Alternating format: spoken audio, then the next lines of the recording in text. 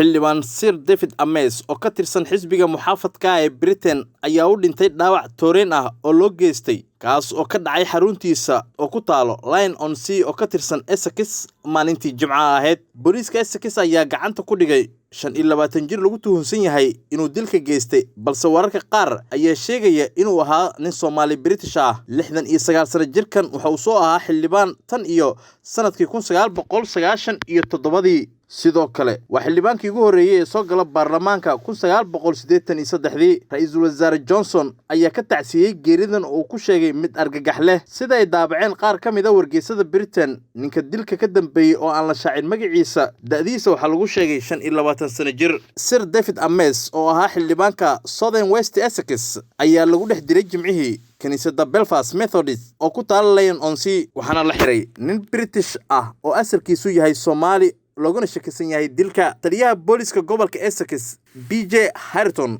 ayaa sheegay in Sir David uu si sahlan u gudanayay waajibaadkiisii marka naftiisa uu weynayay. This is a terrorist incident, but as always they will keep an open mind. Mahad Mutawakil, 5TV, Muqdisho.